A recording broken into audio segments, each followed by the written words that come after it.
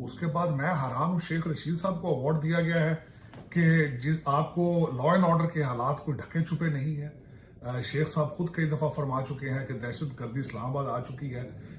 और वज़ीर आज़म भाई मेरे ख्याल मुबारकबाद। में ये बहुत ज़्यादा आइसोलेट हो गया है मिस्टर इमरान खान। ये जो हुकूमत नहीं कर सकता है, वो एक पता नहीं किस तरह कहाँ पर हुकूमत कर रहा है, मुझे नहीं मालूम है। क्या सोच की हुकूमत कर रहा है मुझे नहीं मालूम है। और हमारे जो इदारे हैं वो कब तक इसका साथ देंगे, मुझे समझ में नहीं आ रहा। पाकिस्तान के प्रधानमंत्री इमरान खान ने अपनी पत्नी बुशरा बीबी को घर से निकाल दिया है। अब वो पाकिस्तान के प्राइम मिनिस्टर के रेजिडेंस यानी कि बानीगाला में जो उनका घर है उसमें नहीं रहती हैं। वो जा चुकी हैं लाहौर, और उनके साथ जो काम करने वाले लोग थे 10 लोग, उन्हें भी निकाल दिया गया है। हमने आपको सबसे पहले खबर दी थी कि आईएसआई चीफ की ट्रांसफ़र हो गई है। किसी भी न्यूज़ चैनल से या यूट्यूबर से पहले हमने आपको खबर दी थी, एक दिन पहले। ये खबर भी मेरे कंफर्म सोर्सेज से आ रही है, और ऐसे सोर्सेज से जो कभी फेल नहीं होते। ये खबर अभी रोकी गई है, कहीं पे पाकिस्तान में ये खबर नहीं है, लेकिन सच ये कि वो जा चुकी है लाहौर, और उन पे आरोप ये लगाया गया है कि वो पैसा कमा रही थी ट्रांसफ़र पोस्टिंग्स पे और दूसरी चीज़ों पे। उनकी अपनी सेटिंग थी और उससे वो कमा रही थी, जो कि इमरान खान को पता चल गया और उन्होंने निकाल दिया।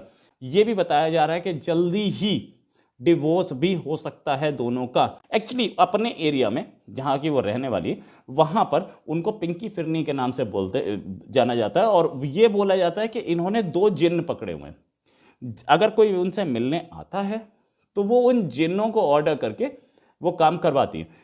इसी लालच में इमरान खान उनसे मिलने गए थे। जो भी कोई काम कराने आता है उससे वो बोलती हैं कि मेरे लिए पका हुआ खाना लेके आओ।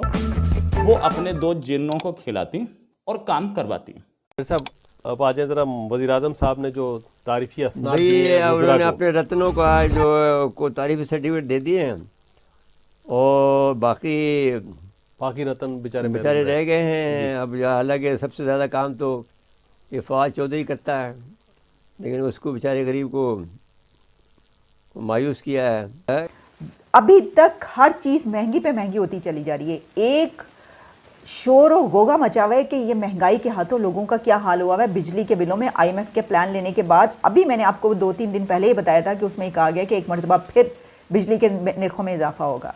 ये हो रहा है आवाम के साथ। लेकिन वज़ीर आज़म साहब ने अपने 10 रत्नों यानी कि अपने बहुत करीबी 10 लोग जिनको वो समझते थे कि इनकी कारकर्दगी बहुत अच्छी है, उनमें अवार्ड्स तकसीम किए हैं, उसमें सनदें तकसीम की गई हैं, सर्टिफिकेट दिए गए हैं। और वो लेकिन अदारे ये क्या करें, अदारों का मसला ये है कि वो कब तक इनका मामले को देखें, इस लिहाज से कि वो कहते हैं कि भाई हम क्या करें, ये जो इलेक्टेड हुकूमत है ये चले, हम तो इनके साथ हैं। लेकिन अगर गवर्नेंस नहीं हो रही है, टाइम पे फैसले नहीं हो रहे हैं, तो इसका खुमियाजा मुल्क भुगत रहा है, रियासत भुगत रही है। नहीं तो फिर ये बहस नहीं है। बात ये है कि उन्होंने कोई चीज़ फॉर्मेशन नहीं की है जी। वो सारे के सारे जितने भी आदमी हैं ये फ़ौज के लाए हुए हैं, और वो फिर फ़ौज पर ही उलट पड़ते हैं। प्लान बी नहीं बनाया गया। हाँ, मतलब नहीं बात ये नहीं है, वो थक गए हैं कि भाई हम लाते हैं और फिर बाद में ये लोग जो है वो फिर उल्टा हमारे पर इल्ज़ाम धरते हैं। तो इस लिहाज से वो कब अब उन्होंने शायद ये छोड़ दिया है कि किसी को नहीं लाए हम अपने तौर पर, जो भी फैसला करे आवाम करे। और वैसे उनको करना भी चाहिए कि आवाम के ऊपर फैसला होना चाहिए, आवाम जिसको वोट दे दे। उनको मतलब इशारा ये था कि जो हमारा मुआहदा हुआ है इनको पता ही नहीं है।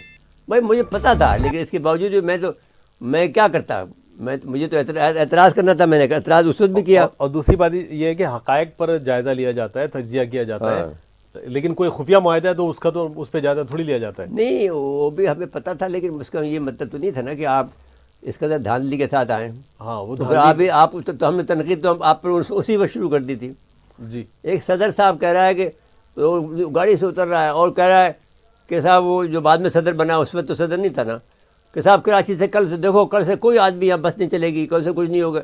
भाई तेरी हिम्मत क्या है यहाँ पर कराची को बंद करने की। साथ ही उन्होंने असद उमर साहब को अवार्ड दिया, जिनके महंगाई कंट्रोल से बाहर है, जिनके एक भाई जो है वो नून लीग में है। उन्होंने उधर उस साइड पे लोगों को बेवकूफ बनाया हुआ है, एक भाई ने इधर बनाया है, ड्रामा रचा है।